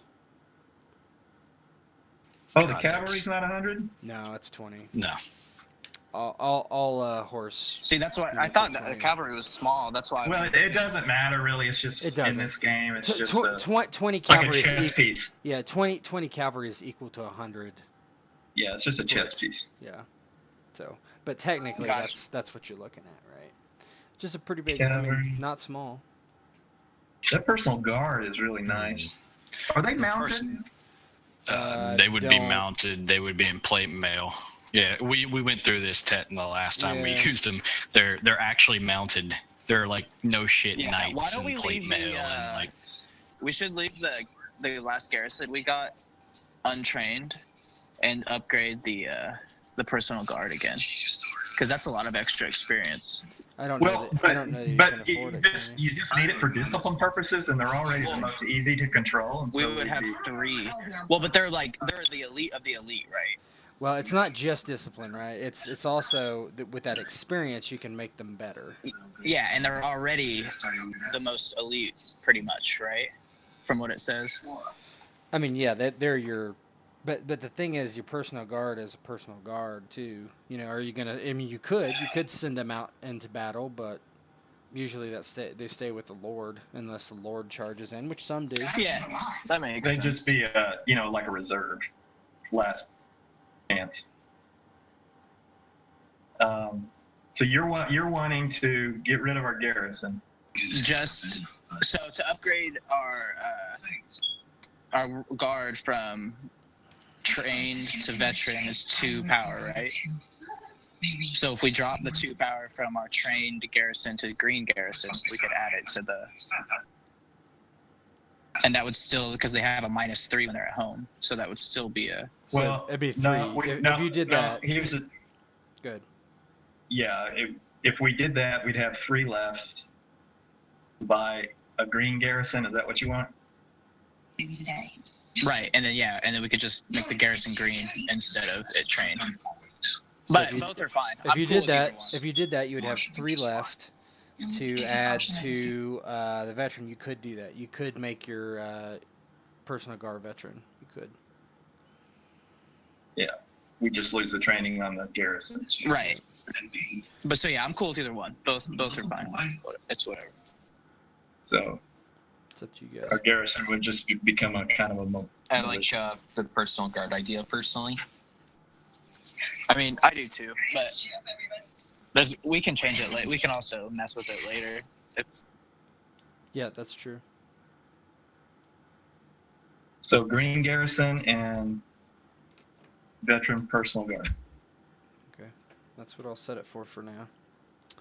So my thinking was, if we have such a vast amount already, why not make the people protecting our king and lords stronger? Yeah, you can do that. That's Well, fine. they're all protecting us, but yeah. Well, yeah, I know what you mean. I get Yeah. that, but All right. We cool. we can get some peasant levies if we need to with the 1 point in the future.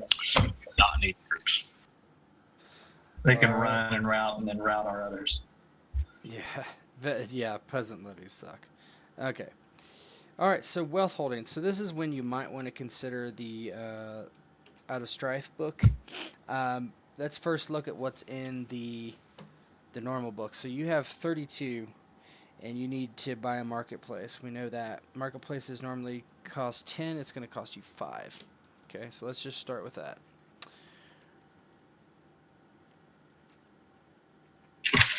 After that, I say a mine and a port would both be good ideas to get. Yeah, I definitely agree. I was looking at that. The mines. I hear there's brothels. There are brothels in the Strife I'm book. not gonna get a brothels, It's We Dorn. should. but we won't. Yeah, that is true. It is Dorn. You don't need brothels. Everybody just says everybody. Yeah, you're good. No, gotta pay for it. You know Maester, what they say, when Maester in Dawn. is unavailable, so you cannot take Maester. Or actually, I would let you take Maester, but it would cost 30. Now that is basically based on the theme of the game, because there are really no Maesters left. There are very few of them, and they're all really old. There's no new. So we Maesters can being made. spend 5 wealth on unit bonuses. You can. No. Yes, you can. It will upgrade. Yeah. There's a table, and I think it's either the equipment or combat section, which does make your units better. Yeah, it says like your these 2 weapons. points are often split up between 2 unit types. It's not a 1-for-1. Mm-mm. This is 5 wealth per 2 unit, or per 2 point discount. Where are you reading that? I'm just On the, like, out of Prosperity and Stripe, it's like one of the very okay. first things. On the, Oh, it's so in the, that's the even right even a column. new one. You can do that in the main book too. It might just not be in this section, honestly. Yeah, I didn't see it till now, until I started reading through this more. But that's something you can do. I'll find the page number in the normal book. Go ahead, you guys can look through that book while I do this. What does the port do for you? I'm pretty sure it's House Fortune related. It gives you +5 fortune whenever you would go for it, and then also when you would roll. Yeah, we need a port for sure. You get bonus. Also, if you have a marketplace, whenever a house fortune indicates that you should increase your wealth, add an additional plus 1d6 instead of just a 1. Are we going to split the port or just the market? No, Just the market. just the market. Yeah. So we gotta get the port. How So much is if that? you 5? things that I have you spending for is you have 25 spent. You have a marketplace, which is the 5. You have a mine for 10, and you have a port for 10. So how much do we have left? 7. 7. We could get Your body is already working a fishery. so the surgery is an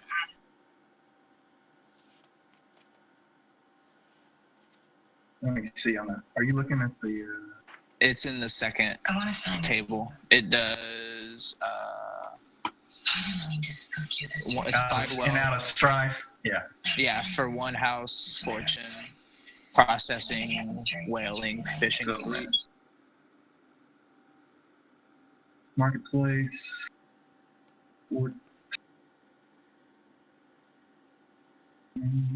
Yeah, so equipment upgrades is the way it works. It's on page 179 if you care to look. So basically, you can spend a point of wealth for increasing its armor rating, increasing its fighting damage, or marksmanship damage. So 1-to-1. If it says something else in Out of Strife, then don't use it. Yeah, I would maybe, it depends upon what you guys want to do, but maybe food, agriculture, or fishery, or fur Yeah, trade. I want to. Yeah. Fishery looks good. It'd have to be fishery, yeah, because that would Yeah. probably be the main source of food. So we're talking about, okay, so you How guys much does got that a mine, cost? right? Yep.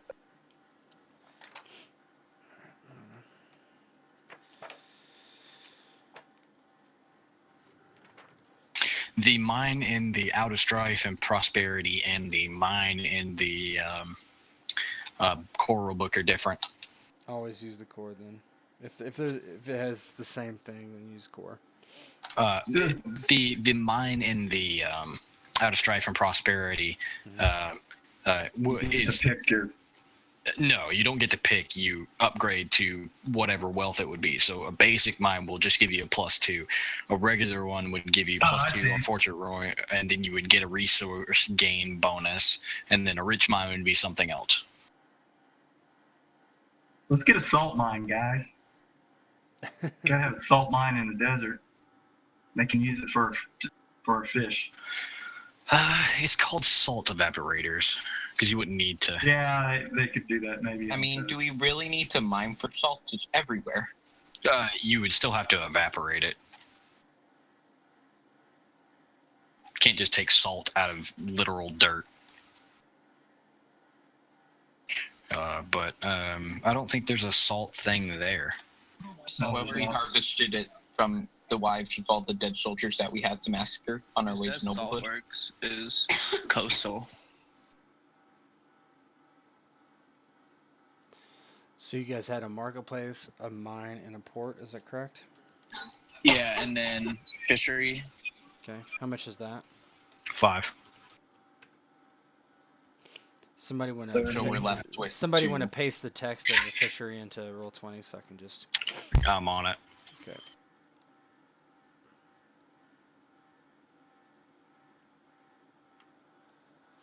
So we have 2 left. Having spare money on hand is probably not a bad idea. Yeah. Yeah. One wealth equals like something like 100 gold 200 dragons. Is it 100? No, oh no, it's 200. It's 200. I thought it was 200. Yeah. Yeah. Listen, we invested a lot. I feel like we can make it back very easy. Yeah, but we've got the lawlessness. That's the problem. Yeah, I think we should. That's our We should stay -5. here. To like We 2, could save though. the rest of it. I think that's a good idea. All right. So how much do you have? How much was the fishery? 5. So you have, let's see, 35. 30 spent. You guys are over, aren't you? Oh, never mind. Yeah. Sorry. We have No, you're good. 30 You're good. spent and 2 left. Is that right? Yep, that's correct. Now, the 2 that are left, we can't obviously use that as our own personal bank account and dip into that, right? Or can Yes, we? you can. Absolutely, you can. Really? Yeah, you. I didn't know you could do that. No. Well, wealth converts to, so like we were just saying, one wealth converts to 200 gold dragons. So that's 400 gold. That's like your treasury, basically. You have 400 gold dragons in your treasury, and everybody will make a status roll before the game to know how much personal wealth they have. We will. A lot of times, I don't worry about like that kind of thing, but in this case, it's going to be more important. So everybody will be getting very specific amounts of cash. Yeah. Okay. So that can help. Yeah. So that's 400 gold dragons in your treasury. Right. But it can't be used to buy shit for our personal characters. If the highest status person in your group says yes, then yeah, you can. Okay. Okay, so essentially, we're done with the statistical house building process. We can, if you guys want, talk about more of a kind of the fluff of everything, like what you kind of think you want your name to be. What do you want your house sigil to kind of look like? Didn't we already that kind of decide? thing? We picked something, but I can't. I don't even. Oh, remember I don't think we did. What? I never heard. We of didn't it. pick anything. No. So the thing I'm kind of getting that comes to mind is that this is basically a tale of 2 cities where, and instead of 2 cities, there's just the one city, right? And part of it's on one side of the river, and the other side is on the other side of the river. Now, one side might be bigger than the other. We don't know yet, right? And it's split between 2 houses, and what statistic, because we haven't rolled the other one, but I'm pretty much gonna guarantee that we're not gonna roll like you guys did. That's just because I roll like ass, and but that's neither here nor there. So let's think about the area. So like you guys own a huge, like you have the rights to a huge tract of land, like huge, and So you own probably probably most of the. part of the Red Mountains behind you, definitely. and you would own most of the population too, actually. So there's a whole lot of like how you could spin it, where like most of the population of this area probably lives with you, and like this city. I mean, obviously, we don't want to get too far into it, right? But I don't know, like how. Geez, this is interesting. It just sucks that we don't have both sides of the thing done right now. I mean, Yeah, we can wait too. I mean, if you guys Why want don't to we? do Yeah, we could hold off. We But could sit and devote some time to it, like maybe the lords of each house when the characters are made kind of sit down and help describe the area with Tet just to keep the numbers small, and then like off of that, we get the descriptor for when Tet writes the descriptor of the town, right? Yeah, and also know this will be on a forum, so you guys can go on the forum and talk to each other there as well. So don't forget that, which that will be important. So yeah, I'm good with just waiting, and people kind of think about what kind of characters they want to play. Does anybody have any idea of what kind of characters they want to play? I know I've heard some things here and there, but now, will you be playing the Lord of each house, Tet? No, that's probably going to be a player most likely. in this house, the Lord will be an NPC. Okay. Now the other one doesn't have it. Now that's just thematic wise, but that's not necessarily going to hold true forever, right? So I wouldn't mind. Yeah, just being an heir of some sort. If there's multiple of us that are, that's fine. I didn't really care. well, there'll be No, one there's heir. only There'll one be heir one at one heir. time. Yep. There might be more children than one, but there'll just be one heir, and that's fine. You can be the oldest son, or daughter actually. In Dorn, the heir can be a female. But my guess is this house specifically would want a son as an heir just because Yeah, of Because from what I gathered military, in our because your story, house is yeah. fucking militant as fuck. not even because of that, but because of who they sided in the Civil War. They That sided is with the true, male, yeah. not the female. Yeah, I was thinking like a warfare heir. Like, We're rolling two characters for this house. So yeah, you'll have your what I'll call the primary character. Your primary character is who you would have most likely, who would hobnob in your high status circle. The way I described it is basically you can have one character with the status of 4 or higher, and one character with every other character you have has to be less than that. But it doesn't matter because nobody's gonna have a higher status than 4 or 3. I don't think. But yeah. So your secondary character is more like would probably be more akin to your landed knights or your lower, your small folk that work for the house, or they could be Right. something else. Just these people are more people that could go places, right? Instead of being stuck at home. And that's not necessarily true for your primary character either. I just want the option to be able to do what I need to do and not be weird. Right? If somebody wanted to play the lady of the house, for instance, let's just say, well, she's not going to go riding off or she's not going to go sailing to Gaston Gray for whatever reason, right? In Dorn, she might. Don't think so. They're a little more independent than that. They are, but like, let's not get like the way the show I'm portrays not Dorn going is a anywhere. little ahead of ourselves, right? The Sand Snakes are an aberration, right? So, but Yeah, they do not do that in the books. they Well, do not. they do sneaky, like, slit somebody's throat. Like one of them does one, but like There's only really one. There's one that's good with a whip. There's one that's good with a spear. There, etc. One that's good with a but lance, one, but yeah, one is straight up just a fucking priestess, like straight up. yeah. That's all she does. Tyrene, I think. Anyway, whatever. Doesn't matter. So the point is that you will have two characters. And did we lose someone? I think it was Bo. Oh, was he on there? So you will have two characters. Right now, just kind of focus on your main character. You'll have your primary character, and then we'll kind of figure out your secondary character. And you don't even need to do that for a while, probably.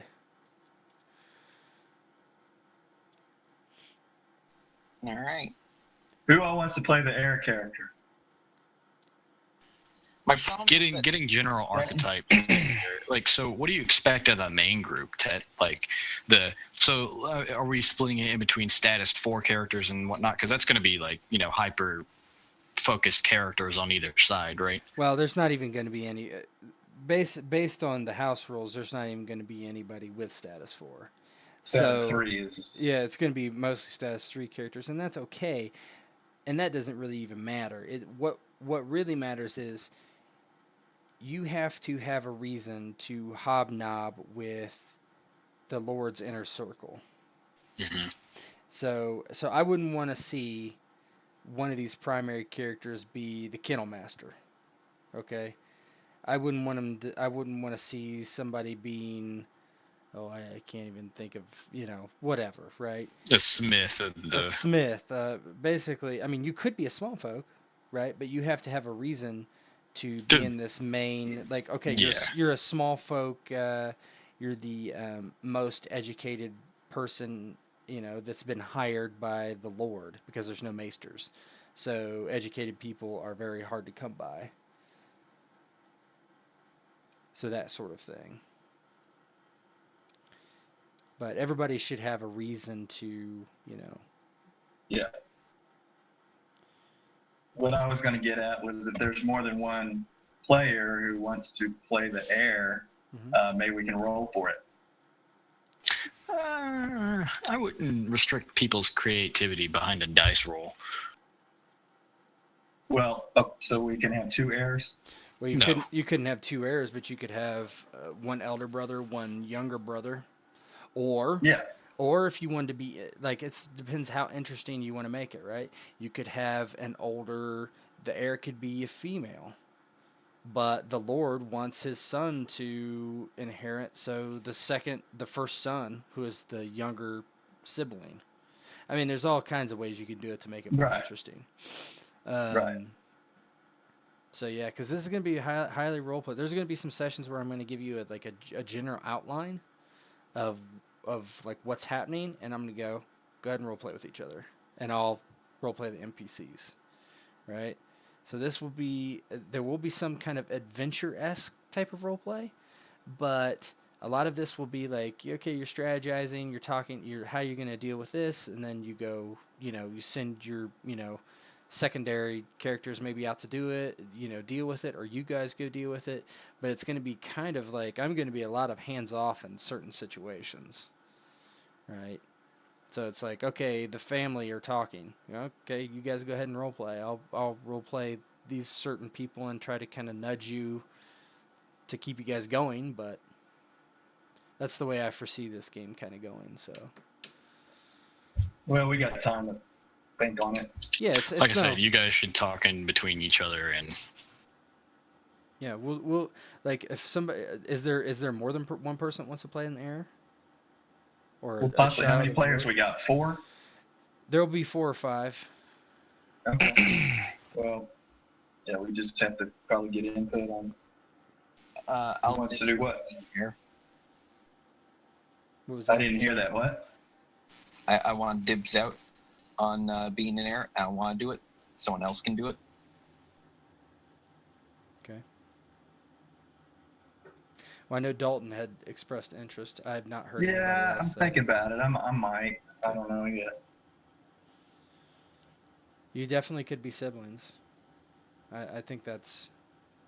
I mean, you can make it as simple as, I'm one of you are the younger brother, one of you the elder brother, and however your relationship is however it is, right? However you guys want it to be. The younger brother could be jealous of the elder brother, or you could make it more complicated and have, the heir be female, and then the second child be male, like I was mentioning. That kicks it up a notch, kind of. Well, to be, we'd have an heir, and then to be another member of the family, you'd have to be a 3rd or 4th child, right? 'Cause No. You don't all have to be five. children, by the way. Right. If you wanted to be part of the noble house family, you'd have to be a third or fourth child. Like, to give an example, I'm going to be a swordsman for our game. I'm going to be a swordsman from a knight, if you will. I'm going to be like a traditional knight from a different house, but is pledged like loyalty to this house for a specific reason. So I would be having, like, just say, not to say that this is actually going to be my character, right? But say that I would have, high status because I'm like notable amongst another house, right? And like that would be the thing. Like I would have high status and I could carouse with the higher tier, right? But I wouldn't be directly affiliated to the actual house itself, right? Other than having loyalties to said house. Yeah. But I think John's question is kind of getting back Yeah, to my the question influence is, table. do we have to spend any influence No. to be a No, member no, of the house? no. Okay. Because that would be like crazy if you had to spend influence on player characters. I'd be like, okay, well, No. Well, So it's just basically for that is just for status. That's all. So basically, if one of you want to play the firstborn child and another one of you want to play the secondborn child, you can. No worries. Don't have to worry about influence. The only thing that differs is if the Lord dies, the eldest child gets the status bump, and if they die, the next child gets the status bump, etc. So that's what you got by investing that influence. And I think, I get it. yeah. So I think I know what some of your kind of what you're thinking. I think Brett, you wanted to do kind of a learned type of character, right? Yeah. So and that's fine. That would work with this. What type of character, Brad? I didn't hear. Similar to a maester almost. Like he's very like just a knowledgeable person. Yeah.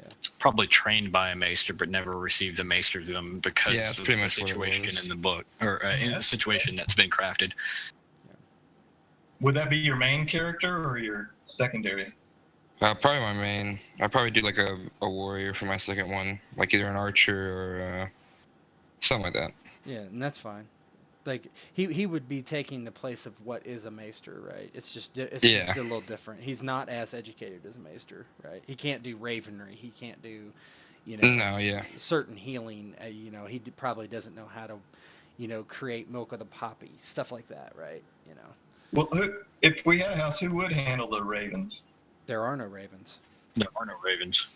There's no What happened? maester, no ravens. You should go Never read the mind. histories. Okay. Yeah. Essentially, I'm not sure. I'm trying to figure out if I got enough points to be a member of the house. I don't know. Oh no, you. I mean, I'm just kidding. Yeah.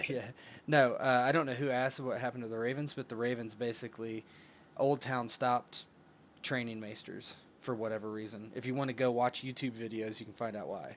But yeah, no. Essentially, Old Town is basically destroyed, and it's really not known that this is the case, but it's common knowledge now out of character. But yeah, that's essentially the Citadel is no more. Wow, man. So basically, what it we need a does. Pony Express. Well, that's the one reason I did is because now it makes communication a lot more difficult, right? And it has to be like, okay, it's a written document or word of mouth, not just like, oh, I know it's a Raven, so I can trust it, right? I know somebody sent this, it's unaltered, that kind of thing. And plus, it's just the time difference, right? If you want to send a message from Sunspear to the north, you better get on a boat, right? Because otherwise, it's going to take you months and months and months. And you might not even make it. And you might not make it. Yeah. Could you just kick it up to high fantasy and bring the Ravens back and let them talk? Elves are gonna. Well, there are elves, I guess, technically. But yeah, Elves, yeah. Children of the desert. We're gonna have children of the desert. Well, Ted, I think you can kill your recording. We're done with creation. Yep. Okay, we're good. So I'm gonna log the recorder off and we can talk just in general if we want. Give me 2 All right. seconds here.